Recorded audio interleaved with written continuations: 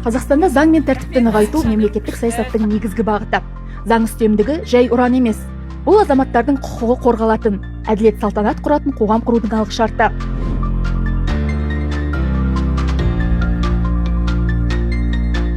Сот реформасы, саладағы қарқынды өзгерістер, цифрлық жүйелердің енгізілуі, мұның баршасы әділдікке деген сенімді күшейту үшін жасалып жатқан қадамдар. Бірақ кез келген өзгеріс атаулының басты табысы, оны жүзеге асыратын адамға тікелей байланысты. Сондықтан елімізде заң саласына маман дайындайтын оқу орындарының рөлі артып келеді. Солардың бірі Астанадағы сот төрелігі академиясы. Мұнда болашақ сот қызметкерлері білім алады. Қазіргі академия ол еліміздегі судья кадрларын даярлайтын ең жалғыз жоғары оқу орны болып табылады. Жаңа өзгерістер енгізіліп жатыр. Ең бірінші референдиат курстары ашылды.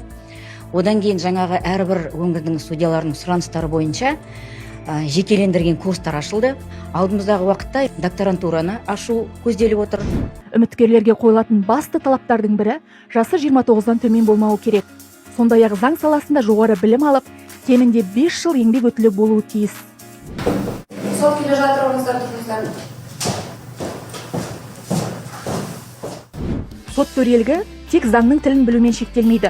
Ол адам тағдырына әділдікпен қарау, әр шешімді ар-ождан сүзгісінен өткізу екенін академияның 3 жыл бұрынғы түлегі Айдос Сәрсенбекұлы да тілге тиек етті.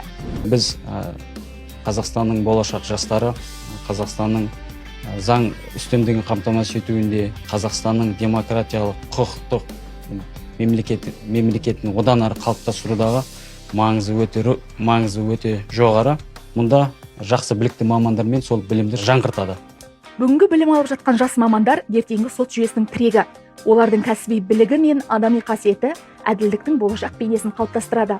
Жоғары соттың да, жоғары сот кеңесінің да, сот төрелігі академиясының да осы атап айтып кеткен жаңағы жүйелі жұмыстарының барлығы да осы еліміздің одан ары дамуына, халқымыздың құқықтық мәдениетін арттыруға, және осы сот төрелігі академиясының түлектері алдыменен еліміздегі осы құқық мамандарының алды болады, әділ шешім шығарып, және осы сотқа деген, сот жүйесіне деген халықтың сенімін арттырады деп сондай бір сенім білдіремін. Заң үстемдігі дегеніміз тәртіп, тұрақтылық және сенім. Ол жүйемен де, маманмен де қалыптасады. Ал бүгінгі бастама ертеңгі әділетті қоғамның іргетасы.